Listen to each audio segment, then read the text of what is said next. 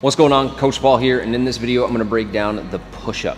I'm going to show you the 3 most common mistakes that I see either clients making or people at the gym making. I'm going to give you 3 mental cues that you can use to make sure that you are executing the push-up movement as well as possible.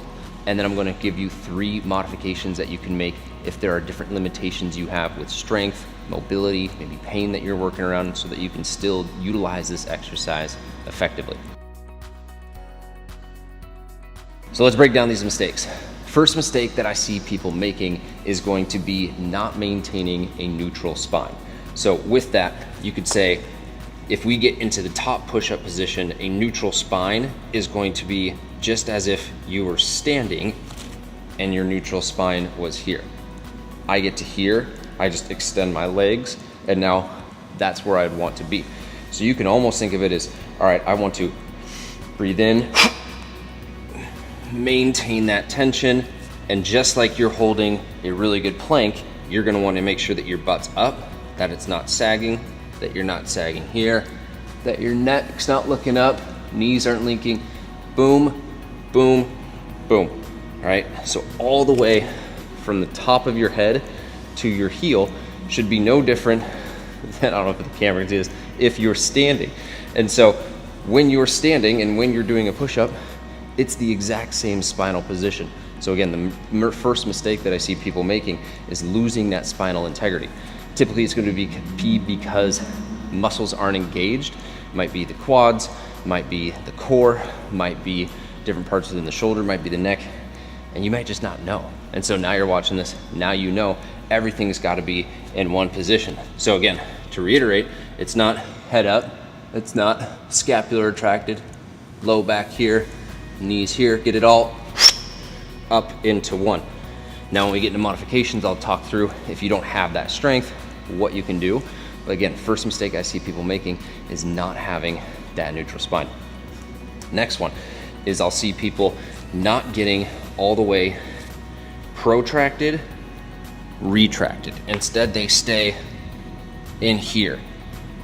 And you might be thinking, oh, well, Paul, what's the issue with that? I'm trying to bust out push-ups, trying to get as many as I can. Well, if you don't use it from a joint standpoint, you're gonna lose it. So if you run into any shoulder mobility issues, it's because at some point you either had a very serious injury that didn't allow you to utilize that mobility and that range of motion, or you stopped training it. And one of the best ways to stop training protraction, retraction is to not fully protract and to not fully retract. If you're not fully protracting, you're not using your serratus, you're not getting your scapula, big bone here, to wrap around the rib cage. And so then when you go to do other pushing variations and exercises, you haven't trained those as well as you could. So a push-up is all the way locked out, all the way brought in. It's no different than you're on a bench press, right? Dumbbells or bench. You don't just go here and just go here, maybe you do, but you want to go all the way and bring it back in. So I'm gonna call that 2 mistakes. There's one more within the push-up that I want to come back to from just a neutral alignment standpoint, and it's the idea of where you hinge. In a push-up, your ankle is gonna be the hinge point. So that means you get up here, boom, up. It's not hinge in the low back, and this is again tied to the neutral spine, but it's just something I thought of. It's not hinging in the lower back. It's not lowering down in your upper body. This at the ankle joint is the constant. And so you are coming down and you are coming back up. It's not down, it's not down, it's boom and back up. So just one other thing to add after that second mistake, just from a protraction, retraction standpoint. The next one is gonna be positioning of really the shoulders and the angle at which you're pushing with your elbows. This is a tricep push-up. This is about 45 degrees, 60, 45 degrees is where you wanna be. This is pain city. This is trap pain. This is shoulder surgery city. Those are things that you want to avoid. So as you're going in and doing this push-up, if you find yourself in this, get that shoulder pulled down, rotate those elbows so that they're coming at a little bit more of a 45 degree angle. So you're coming in here. Can you do narrow tricep push-ups? Sure, but again, that's gonna be something from a tricep standpoint that you gotta make sure that you have the strength to do. And if that's what you're intentionally trying to do, then yeah, absolutely go and do that. But you'll also run into some elbow issues if you don't have the strength for that. So as you're going in and doing this push-up, down, up, boom, boom. You should be able to feel your lats. You should be able to feel shoulder pulled down, everything in the rear shoulder stabilizers, the teres, all engaged. Now you've got your shoulder in a position to where it can be strong and where you can be safe. So I've given you kind of some cues within those mistakes. And so let's get into the 3 cues I want to make sure that you have. First one is elbow positioning. 60, 45 degrees. It's going to be the optimal joint angle for that push-up. It's where you're going to be strongest. It's where you're going to be safest. Next, just think everything being engaged. Just like an elbow plank in a push-up, you should be creating tension here, here. I mean, if you can create it in your front of your shin, your tibia, absolutely do that.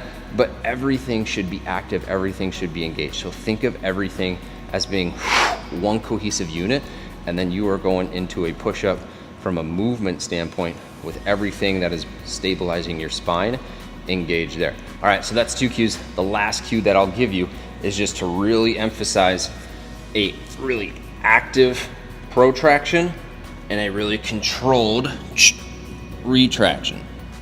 Protraction, really active. And as you're doing that, again, coming back to the whole feeling everything engaged, when you get all the way here, try and feel your lats. Try and feel your serratus coming around and being engaged.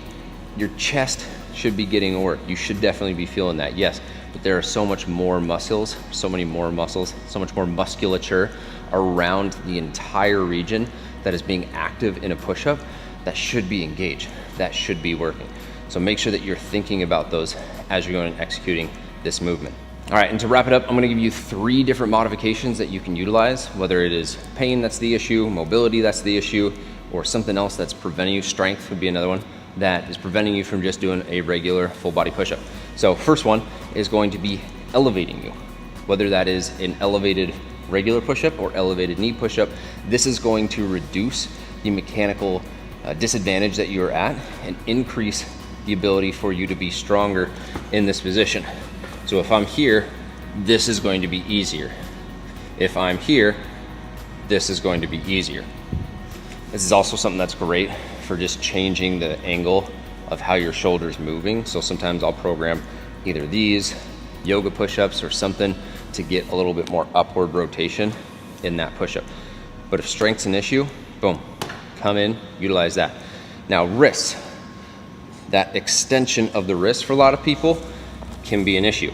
So this is where you can either go into these.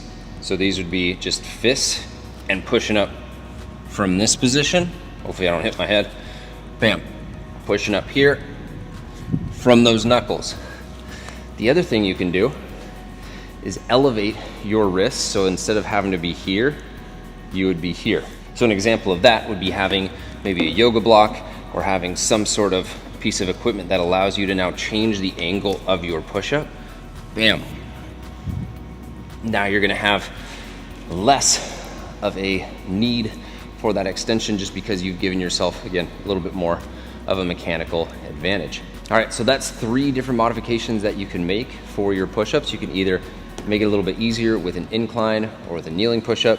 You can go and utilize a block or something to change the angle for your wrists, or you can go and make a fist so that you're not having to essentially create that extension.